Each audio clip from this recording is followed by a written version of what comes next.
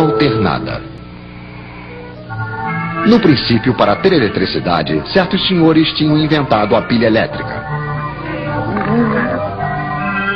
Dentro de uma pilha, sob efeito da energia química, temos de um lado elétrons menos, do outro não, é o lado mais.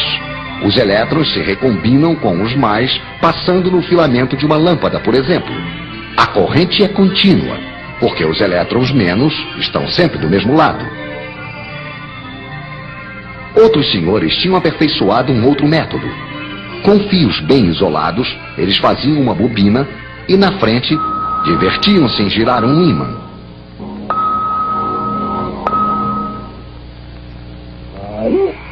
O princípio é mais ou menos este. Quando o polo norte do ímã chega, os elétrons são arrancados de sua órbita e vão para o lado do ímã, ficando mais do outro lado.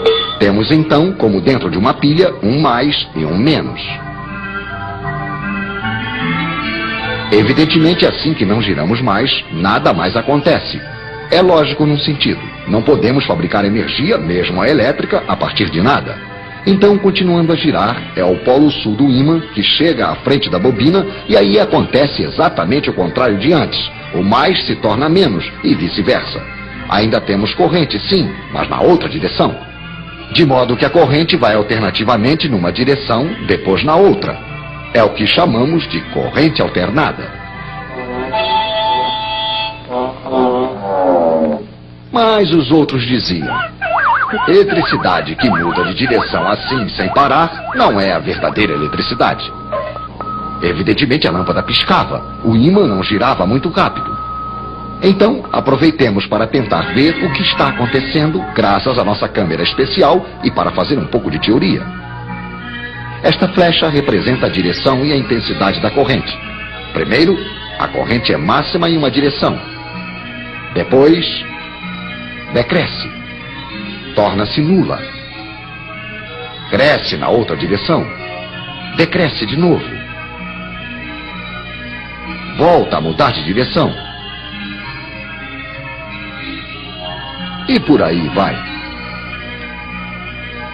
Se a corrente volta a ser máxima em uma direção uma vez por segundo, como aqui, dizemos que a frequência da corrente é de 1 Hz. 2 vezes por segundo, 2 Hz, etc, etc.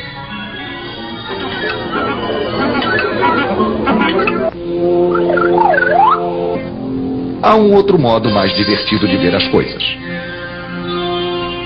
Pegue a flecha que representa a intensidade máxima,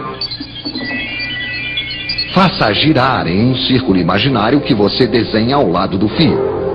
Pois bem, em qualquer momento, a intensidade real que passa dentro do fio é igual a isto. Quer dizer, a projeção ou a sombra da flecha giratória sobre o fio.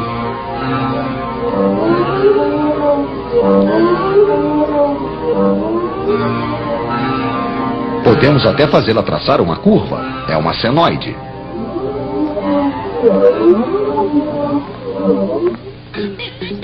Mas voltemos aos nossos senhores. Eles aperfeiçoam o alternador. O ímã põe-se a girar mais rápido. A frequência da corrente aumenta. 4 Hz. Para 10, 12 Hz. Já quase não pisca. 50 Hz. Aí já não percebemos mais nada. 50 Hz é a frequência da corrente alternada que chega hoje na casa de vocês. A iluminação, o aquecimento funcionam bem. Os motores elétricos também. E hoje, um único alternador de central pode alimentar de eletricidade mais ou menos 1 milhão de lares. A ideia desses senhores, então, não era má, pois você precisaria dizer também que a corrente alternada se transporta muito mais facilmente.